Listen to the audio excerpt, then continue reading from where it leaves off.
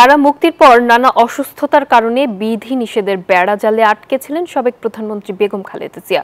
অবশেষে দীর্ঘ ৭ বছর পর স্বামীর মাজারে গিয়ে আর আবেগ ধরে রাখতে পারলেন না সাবেক প্রধানমন্ত্রী। বুধবার রাতে শহীদ রাষ্ট্রপতি জিয়াউর রহমানের সমাধি প্রাঙ্গণে গাড়িতে বসেই ফাতিহা পাঠ করার সময় তাকে অশ্রুসিক্ত দেখা যায়। এ সময় এক হৃদয় বিদারক দৃশ্যের অবতারণা হয়। তার এই আকস্মিক মাজার জিয়ারত নেতাকর্মীদের মধ্যেও গভীর আবেগ ও উচ্ছ্বাসের জন্ম দেয়।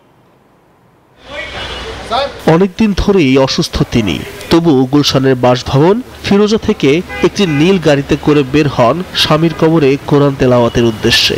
বুধবার আনুমানিক রাত 11টায় এভাবেই শহীদ রাষ্ট্রপতি জিয়াউর রহমানের মাজার প্রাঙ্গণে আসেন সাবেক প্রধানমন্ত্রী বেগম খালেদা জিয়া।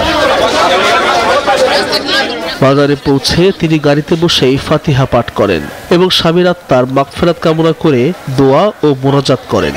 2018 সালের ফেব্রুয়ারিতে কারাগারে যাওয়ার পর এই প্রথম তিনি শহীদ জিয়াউর রহমানের মাজার জিয়ারত করেন। এ সময় খালেদা জিয়ার সঙ্গে ছিলেন তার পরিবারের সদস্য, বিএনপি মহাসচিব মির্জা ফখরুল ইসলাম আলমগীর, স্থায়ী কমিটির সদস্য ও খালেদা জিয়ার ব্যক্তিগত চিকিৎসক অধ্যাপক ডাক্তার AZM জাহিদ হোসেন সহ দলের নেতারা। খালেদা জিয়ার আগমনের খবর পেয়ে আগে থেকেই মাজার প্রাঙ্গণে জড়ো হতে থাকেন বিপুল সংখ্যক বিএনপি ও অঙ্গ সংগঠনের নেতাকর্মী সহ সাধারণ জনতা।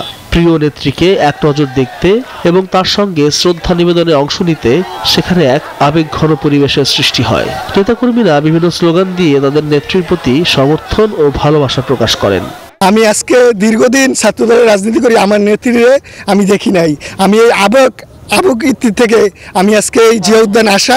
ম্যাডাম জিয়া যখন আপনার ওই হাজিরাগুলো দিত তখন আমরা দেখতাম, তাও অল্প সময়ের জন্য দেখতাম। পদ্মা সেতু, মেট্রো রেল এবং এলিভেটেড এক্সপ্রেসওয়ে নির্মাণের গর্বিত অংশীদার বসুন্ধরা সিমেন্ট। খালেদা জিয়ার এই মাজার প্রাঙ্গণে যাওয়া রাজনৈতিকভাবে তাৎপর্যপূর্ণ বলে মনে করছেন অনেকে। দীর্ঘ সময় পর জনসম্মুখে তার এই উপস্থিতি নেতাকর্মীদের মধ্যে নতুন করে উদ্দীপনার সঞ্চার করবে বলে ধারণা তাদের।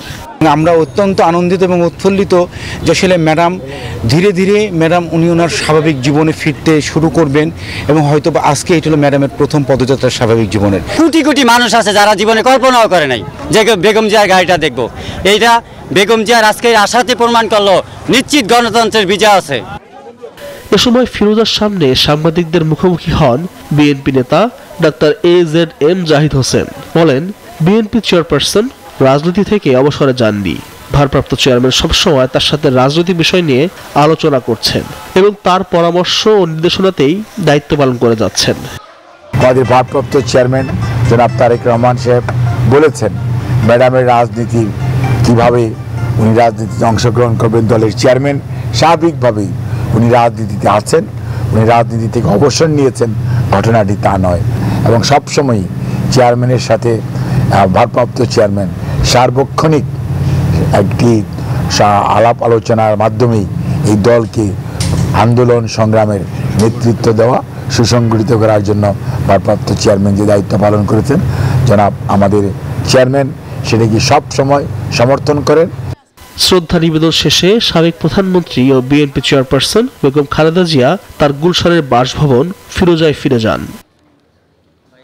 আল মোহাইমিনুল খান, নিউজ 24, ঢাকা।